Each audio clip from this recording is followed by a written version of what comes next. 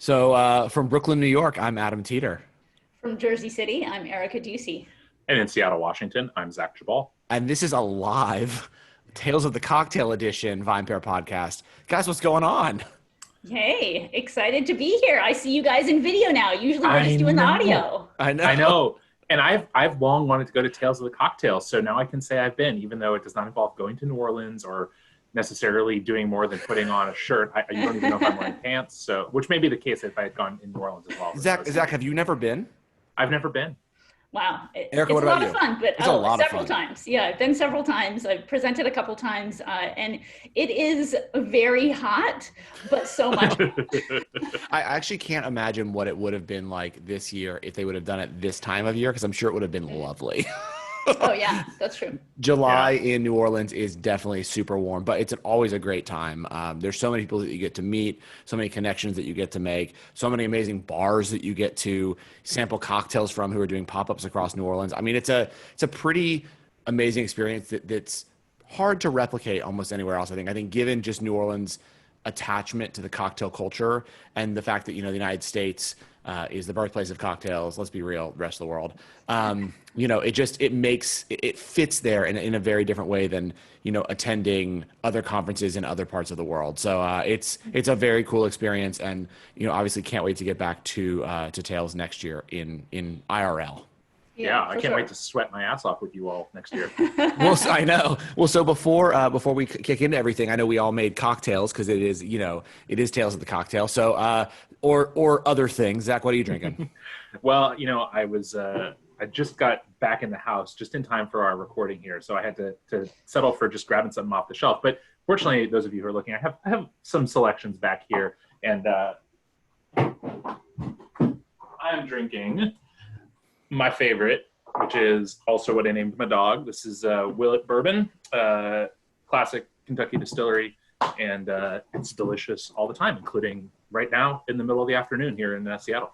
I mean, definitely a lot of Willet is consumed during Tales, or just a lot of bourbon in general. Erica, what about you? So I have a very cool new liqueur from Fourth Ave Spirits. It's a small Brooklyn distillery. Dan De La Nuez, who owns it, is someone that I've known for about 20 years. And it's been so cool to see this distillery come out, make a bunch of Amaros, digestifs. This new product that they just released that I'm drinking is called Yellow. You can see the color, it's yellow. And it's a really gorgeous liqueur that you can drink yourself. So like one of the things that, I find tough about aperitif culture is sometimes there's so much sweetness, but this is like a really incredibly well-balanced liqueur that I actually have just been drinking over the rocks, and it's gorgeous. It has like some bitterness, some floral qualities. Like I, received it in the mail a couple weeks ago, and I've just been drinking it over ice pretty consistently. So cheers to Fourth Ave Spirits. That is awesome. How about you, Adam? I've got this awesome new tequila called Lalo that is actually made by the grandson of Don Julio. So it's pretty cool tequila. It's out of Austin. It's the only place it's available right now. But basically, it's a group of three guys who started it.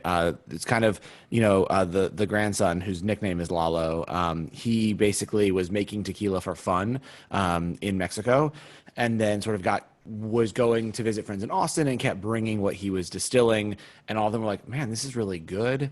And his whole idea is sort of returning to Blanco as the premier place to showcase tequila, right? So, while reposados and añejos, are interesting, he really feels like the pure form of tequila is Blanco. So that's all they do. And they do it really well. And they, take the agave they're harvesting really seriously. So they want, old agave that's at least 7 years old. They're not going for the really young stuff that a lot of people are, just to keep up with demand right now. And they really want all of those floral notes, herbaceous notes, et cetera, from the agave to really come through. Their belief is that when you get to reposado and añejo, you really lose a lot of the flavor of the true agave, and it's covered by wood, right? So they're really just trying to highlight agave because that's sort of how tequila wouldn't exist without it. And so it's a super cool spirit, and I love the package design. I think it's just gorgeous. So it's cool, and I'm drinking a ranch water because it's too early in the day still. Yeah. Well, But, I was so excited when I was just looking through our cocktail recipe database, and I saw that ranch water is now in our top 50 cocktails. I know, it's crazy. It's a It's cocktail that's really just come out blown of up. nowhere. It's Yeah, blown up. yeah. I also So, yeah. want to put in a note that if you are interested in Lalo more, Adam did an interview with the guys who founded it. Those of you who are watching this live, it'll be available tomorrow on the VinePair podcast feed. And those of you who are listening to it, this as on the podcast feed, it will already be on the podcast feed. So you should have already listened to it. And if you didn't, get on it, damn it. You should have enjoyed it. Yeah. And then you'd be like, man, Adam really liked that tequila. So before we kick off today's topic, which we're super excited to get into, a quick word from our sponsors. So the 2020 Sherry Wines Mixology Challenge is on. So that's for everyone here at Tales. If you love sherry, get in on this. Sherry, as you all know, we all should know, is a fortified wine from southern Spain, and it's become the secret ingredient of many innovative cocktails for its versatility and complex flavor profile. So we're looking for all mixologists out there to show their skills and enter to win by submitting your very own sherry cocktail creation. There's going to be prizes of $3,000, $1,500, or $1,500 for those that can read, unlike me, and $500 that will be awarded to the top 3 winners. All you got to do is go to vinepair.com/sherry-mixology-challenge for details, inspiration, and how to enter. Literally, it's super easy. Just give us your best sherry cocktail. You got a great chance to win. There's an awesome slate of judges. I think everyone should get in on this. I love sherry cocktails, and I'm sure a lot of people who are watching right now do as well. Listening, if you're listening to the live recording. So, enter. Again, vinepair.com/sherry-mixology-challenge. And now for this week's topic. So I figured because it's live, we wouldn't do as much of our banter. We kind of did it already. So this week's topic is cocktail trends coming into the fall. So for those who are aware of the VinePair Insights product, a few years ago, we started really tagging in a very specific way all of the content on VinePair in order to truly understand where the industry was headed. And we then take that data and created an algorithm that's able to rank an index of, spirits, serves, et cetera, to see where trends are moving in the world of cocktails. So we thought this was a perfect topic to talk about for Tales because, not only are we coming out of COVID and kind of in it still, which is, terrible, but also, looking to the fall in terms of what we think, the next big cocktail trends are going to be and where we're headed. So, with that in mind, guys, you want to kick it off? Erica, where are we headed? Yeah, I mean, it's really interesting, when we look at the data, and I will say that when we started analyzing the insights data from VinePair, a lot of it is also supported by what we're seeing in Nielsen, in IWSR, and other data sources. So there's a lot of context for some of the trends we've been seeing. I think the biggest trend and the real trend to focus on for probably brands who are listening, producers, bartenders, is the at-home cocktail trend. So we are seeing that spirits and liqueurs, vermouths, everything that supports the evidence of a at-home cocktail trend has just been going up, up, up, up, up throughout the COVID affected period. And I think we're really going to see that continue into fall. So one of the biggest trends that we saw this year is during the COVID affected period, tequila. Tequila blew up and it continues to keep going. I think bourbon is now starting to take its place back, rivaling tequila, but throughout the entire summer, we saw a massive growth of tequila that was supported in off-premise sales data. When you look at VinePair's cocktail recipe database, for example, a lot of those top cocktails are margaritas and margarita variations. So I think tequila had a lot going for it going into COVID. Absolutely. And I think an important thing to note here is when we're talking about at-home cocktails, we're kind of talking about 2 distinct sort of appeals for people. And I think this was the same thing when we did this same topic, talking about what we thought summer would be like. And I think, not to toot our own horn too much, but I think we fucking nailed what summer 2020 was going to be like from a cocktail perspective. Maybe we did. Maybe we did. You can go back and listen, folks, if you don't believe. But I think what we identified was people are going to want a couple of things. They're going to want comfort. And I mean, fall, winter is going to be even more about that, I think. And that's where bourbon and those sort of warm brown spirits are going to come into play even more. But people are also going to want the ability to feel transported. And that to me is the place where, whether you're a brand, whether you're a bartender, whether you're a bar, you have that opportunity to take people on a journey. And so while I think that for the certain kind of home bartender who's interested in comfort, that I think is going to express itself in the classic cocktails, right? It's going to express itself in old fashions and Manhattans and, frankly, bourbon neat. But I think that for people who are looking to do something else, and especially when people are looking for either unusual product or they're looking for prepackaged cocktails, things like that, to me, where that's going to be is like, how can you take someone on a journey while still sticking with the flavor set that people expect in the fall? So to me, it's like tiki is a great place to look. I think, sort of bourbon tiki cocktails are a great option, or whiskey-based tiki cocktails. I think, we've talked a lot about cognac in the last couple of months. I think that's another opportunity where if you're looking to do something a little bit unfamiliar to people, put a spin on it that they may not be familiar with, but still going to touch those classic flavors, another great opportunity. And I think that's what people are going to want, right? They're going to want to be able to feel like they can go on a journey without leaving their house, or at least without going too far out of their comfort zone. But they are going to want to do something other than what they can do at home, or easily do at home, I should say. And so if you can step into that void, that's a huge opportunity. Yeah, I think there's going to definitely be a lot of people still doing, to-go cocktails and things like that. I do think that the other thing we're going to see is, you alluded to this, Zach, but there's going to be a lot more interest in the drinks that include vermouth. So what we've seen, we've seen vermouth sales explode since the beginning of COVID. I think they don't show many signs of slowing down. And what we're seeing on VinePair is a massive amount of traffic to all of our content about vermouth. Right. So people are saying, okay, like I bought this because of the Negroni, and I was told I had to have this because I want to make a Negroni. And now all of a sudden, like, what are the other uses for it? Right. So how do I use this in Manhattan? I think Manhattan's going to have a big fall. I think the Martini's going to have a big fall, into winter, because again, these are actually pretty easy cocktails for the at-home consumer to make. But they are also going to be looking for bartenders and brands to give them information to make them better. Right. So if you are, you have a personality online and you're on Instagram, whatever, and you can provide these tips especially as a bartender for how someone can really perfect that at-home martini, or how they can, change it up a little bit. I recommend that you should add some dashes of orange bitters, and it gives it a different flavor profile. Or with your Manhattan, try these brands of cherries, or, try this brand of vermouth, et cetera, or this rye or this bourbon, I think is what people are really going to be looking for, because we're now seeing that they are starting to get comfortable with those ingredients, and they're playing with them more at home. So I think this is a time for a lot of bartenders, especially to sort of build a profile, amongst consumers in their area, and kind of become a resource for those consumers. I know, like, look, there's a lot of other things going on in the world of drinks right now in terms of just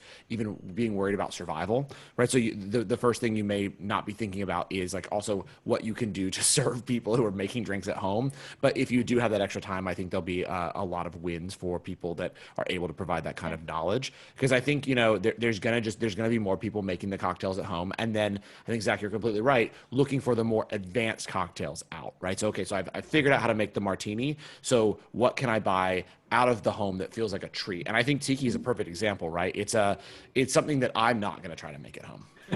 Right, I'm just not. Erica will, but yeah, you and I know.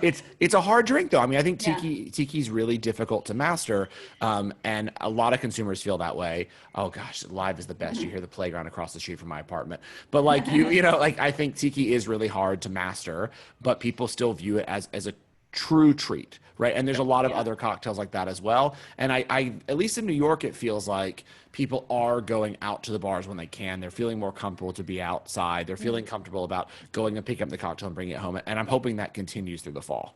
Yeah, I mean, a couple good points there. I think when I was just looking through our recipe database to see what are the highest performing cocktails, totally fascinating. The top 50 cocktails during the COVID affected period, even more so than before that, are 2 to 4 ingredients. So I think for brands, for bartenders, et cetera, literally all of them were 2 to 4 ingredient cocktails. So those are the cocktail opportunities that you have to, like you were saying, Adam, put tweaks on those, change them up a little. So that was the top 50, was all 2 and 4 ingredient cocktails. And they really were the classics. I mean, there are even things that aren't even that popular normally, like gin sour, whiskey sour, things like that. So, you know, in addition to like the ones we all know and love, like the martini, aviation, Negroni, old fashioned, et cetera, et cetera. But then you look at the next 50. The next 50 most popular cocktails are slight variations. So we're talking like lemon grapefruit martini,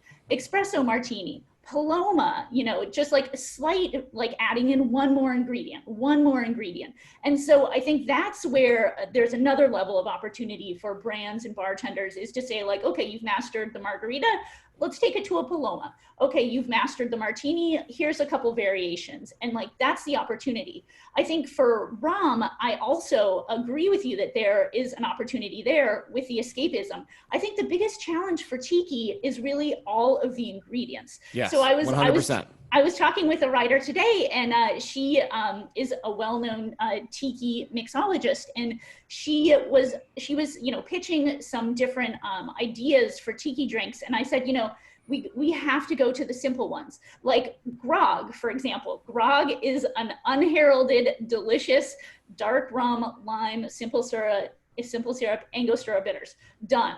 Like that profile of tiki, but make it simple. I think that's going to be the opportunity for tiki cocktails, is like, what are the simplest variations that you can give so that people can actually embrace rum, and they want to embrace rum. I think they really do. And we saw rum getting some traction this summer as well. I think it's funny. Every time I hear Erica talk about cocktails, I'm like, oh yeah, that's right. She wrote a really successful cocktail book. And so she actually knows also like what people want to read and make at home, which I think is really worth explaining, right? Like I think about it in terms of even the recipe books that I get, where there's some like, I mean, I love Ottolenghi, but I don't make a lot of those recipes, right? Like, let's be clear. There's like 20 steps in the ingredients to make the recipe. And I'm like, this looks delicious, but I'm just not going to do it. And I think the same is true for lots of cocktails when it comes to, you know, at-home mixology, but people are looking for experts, right? They're not going to do it on their own. They'll come to sites like VinePair, they'll read our recipes, but they also are looking for people they can interact with on all these different social media platforms. I mean, I know we have this as an episode coming up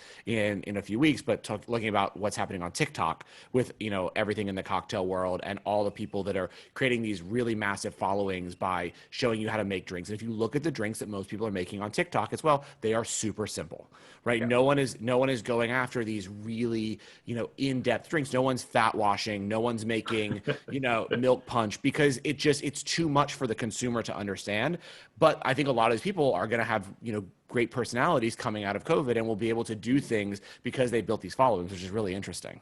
Yeah. I also think the other possibility here, and the other opportunity for a lot of brands and bars even, is to look at how you can interact with the reality for a lot of people, which is a lot of people over the course of spring and summer and into fall did a lot of stocking up, right? People bought lots of booze. They were like, I don't know when I'm going to be comfortable going to a store. I don't know when there are going to be shortages. I mean, fortunately, most of those things have proven to be not such a big deal, but still, there's lots of people I know who have lots of bottles of booze kicking around their house.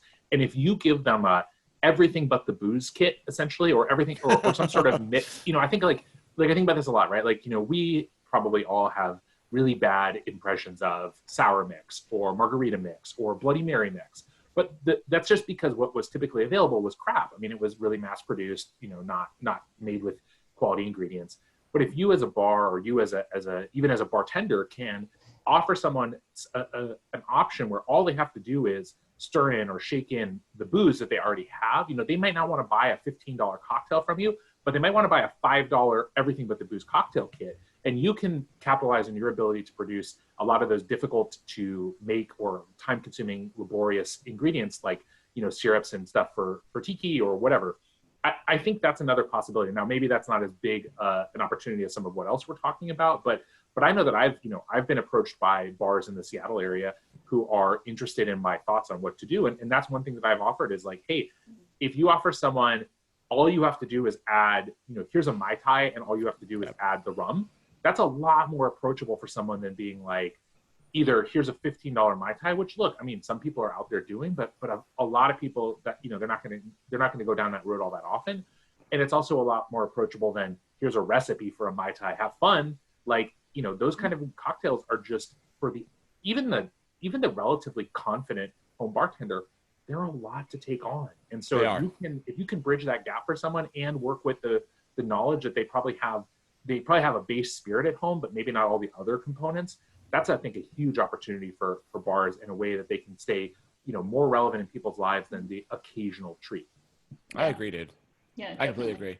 It's funny. I was about to, before I decided to make the ranch water, which, by the way, I have noticed, I feel like I'm drinking, more often than the two of you, because now I can see you on screen. So I'm like, every time I look, I'm like, I'm getting there. Look, here we go. Oh. But mine is a little stronger than yours. True. That's why the ranch water is delicious. But I can't remember the brand now. But it's literally in my fridge, but I'm not going to get up and get it. But it's one of these fresh juice cocktail brands that basically, I think, were serving the bar industry, and then in COVID have pivoted.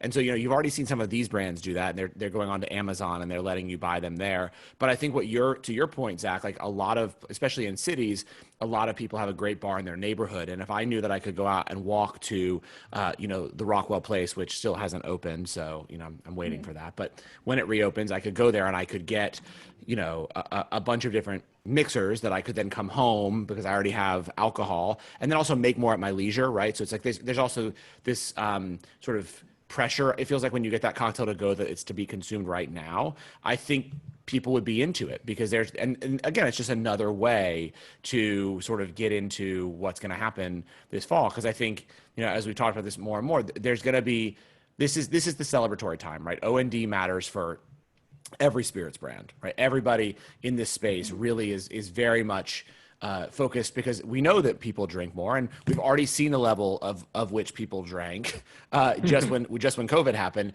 And I think it's just going to come to massive extremes, and we're going to see the what we saw in the spring was that, like tequila has always been popular, and it just went like 1,000 times more popular, right? I think bourbon has always been popular in the fall. We're going to see it just become 1,000 times more popular. And so how do you sort of take advantage of that as well, and think about that when it comes to, what you're serving to the community, and how you're sort of staying present, so that when all this blows over, you have a platform to be able to reopen again. And I think if you're a producer, if you're a distillery, and I think, Erica highlighted, we have distilleries all over the country. And so it's not just for bourbon, it's not just a Kentucky or kind of South thing. Like, and if you produce other spirits too, like, I think one thing that you can really think on is how can you sell someone a complete package? I don't think it's sufficient these days to say, here's the bottle of spirits and here's a recipe. Right. The recipes are great, but as we pointed out, people have a ton of resources for recipes, including, I think, importantly, VinePair. And if you're not checking out our drinks catalog, you really should. I mean, it's an amazing repository, and I'm an experienced bartender, and I go look at recipes on there all the damn time. I'm probably the one responsible for the aviation being so popular. But, yeah, sure. but I would say that I think that whatever level of the they can see you're disgusted. This is why I like the video. It finally people get to see how I really feel. I think, and how I feel is like, come on, Zach. Man, you're wearing the VinePair hat. I don't know what to say. You're branded more than I am. No, I know, but you're claiming popuility for the aviation, and I'm just no. On the site. I search it a lot because I like to make that drink a lot. It's a great drink. Anyhow, I will say that I think that if you're a producer, not just a bar or other kind of purveyor of spirits, it's good to have to think about how can we kind of again channel our ability to produce things at some scale, and maybe you put together 3 or 4. I think cocktail kits are a little played out, but I think if you have, here's the bottle of spirit and here's the bottle of essentially mixer, people are gonna eat that shit up, because in the end, most people don't want to do, as Erica was alluding to, they don't want to do more than combine 2 or 3 ingredients, stir, shake, whatever, and drink. And if you can give them a complex, interesting, pretty to look at, or at least super tasty, kind of cocktail in that couple of packages, especially one that they can, as you said, Adam, access whenever they want, that they can go back to over the period of a few days or weeks or whatever, you have an opportunity there to capture some attention and some sales that, just doing spirit sales or just doing to-go cocktails may not afford you. 100%. Yeah, it's shocking to me that people still buy simple syrup, but apparently that is a growth opportunity in liquor stores right now. Like, that's those types of things. People are looking for those small variations that they don't have to make it themselves. Like, they don't want to put some like lemon peel into a simple into some sugar and water and make like an infused syrup, but it's so buy it. so I think that's another area is like we as publications, as brand ambassadors, whatever it is, it's just giving people the tools to help them figure out how to make a couple simple drinks. I mean, I think that's actually one of the biggest opportunities I see with cognac, which I know we like have been blown away by seeing how much this category has grown off premise. Nielsen just released some numbers showing that over summer it's up 61% year over year, and a lot of that is the volume shifting from on premise to off premise. But I think the bigger point is, there have been so many successful, collaborations and spokespeople with people from the sports world, from the music world, but I still think that a lot of people, a lot of consumers have no idea what to do with cognac. And 100%, so, like, 100%. Giving them some ideas of like, hey, here's a product, and like, here's a couple ways to use it. It could be as simple as like a French Manhattan, a cognac-based Manhattan, a sidecar, like a variation on an old fashioned. These things do not have to be difficult, but I think brands and ambassadors and bartenders, etc., just giving those small variations can really make a difference and help those people find a following. And I think that's one of the big opportunities for drinks professionals right now, is using social media and or newsletters or other platforms to try to build an audience when you can't have that audience in person. Yeah, I couldn't agree more. Yeah, and I think the other piece is, and this is a great opportunity where, whether it's on social media or just in-home education opportunities, one thing that's really cool is you can really showcase technique when and where technique is appropriate. If you've got all of us have smartphones. Most of us have a computer that can, get on, can record a video, et cetera. Like, show people how to do this stuff. And I think that's like a huge, again, it's amazing to me in one sense. It's also not surprising on the other. My dad doesn't know how to make a Manhattan. Every time he wants one, he calls me and is like, what exactly goes in it? And, my dad is not like an unsophisticated person in some senses, but it's true that like, there isn't that retained knowledge for a lot of people if you're not doing it all that often. And something as simple as like, how do you actually shake or stir a drink? Like, if you can give people, arm people with that knowledge, let alone, how do you make a drink with an egg white in it or something like that? That's getting up there, but just the basics. People are super interested in mastering those skills, but also very unsure of themselves. And so the more you can give them the ability to kind of feel confident, to engage with content that you've created, they're going to be loyal, because this sucks. And so we're all looking for fun. We're all looking for points of connection and people that we can feel, connected to, even if we can't see them in person. Yep. I agree. And, I think, I'd be remiss if we didn't say like, look, this is an industry we love. A lot of you are our friends. We're all, hurting for what's happening right now. And, if there's any other way that we can be helpful, please reach out to VinePair. You can either email us at podcast@vinepair.com or info@vinepair.com. Tell us, what we can do. There's obviously lots of things that we've tried, initiatives we've started already, but we would, love to highlight things that you might be doing if you're doing really creative things in your city, or you're a brand that's doing interesting things to give back. We've tried to, do that through highlighting different interviews throughout the week, in addition to this roundtable we do every Monday. So please let us know, shoot us an email, and we'll do our best to get back to you and try to, shed light on as many people as possible in the industry and how everyone can be helpful. Yeah, absolutely. We love that we've been able to be a resource in these times. We kind of hate that it's come to that, but it's been really, I think, powerful for all of us. I think that we've been able to shine some light and hopefully offer some suggestions, solutions, and opportunities for all of you.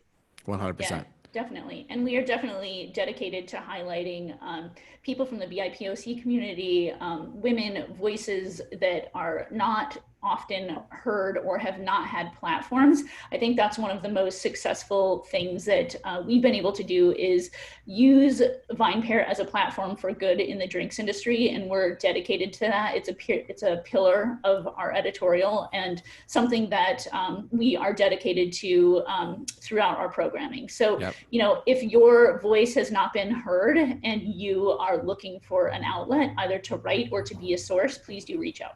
Yeah, again, the email's podcast@vinepair.com. It's the easiest way, or editors@vinepair.com if it's for writing and to be a source in some of our articles. We really would appreciate you to reach out. And guys, like, my ranch water is done, so I think that means the podcast is over. Oh yeah, I gotta have my last little I'm sip still here, too. sipping. Well, while you guys Erica. sip, I'll read a word from our sponsor again. So the 2020 Sherry Wines Mixology Challenge is on. Again, I don't think I need to educate you on what sherry is, but just in case, sherry is a fortified wine from southern Spain and has become the secret ingredient of many innovative cocktails for its versatility and complex flavor profile. Again, if you've attended Tales multiple years, you already know this. Show your mixology skills and enter to win by submitting your very own sherry cocktail creation. Prizes are for $3,000, $1,500, and $500, and will be awarded to the top 3 winners for the most innovative sherry cocktails. Visit vinepair.com/sherry-mixology-challenge for details, inspiration, and the instructions to enter. And with that, we wish everyone a good Tales. We hope to see you in person next year. And thank you so much for listening. And Zach, Erica, talk to you next week. See you next week. Sounds great.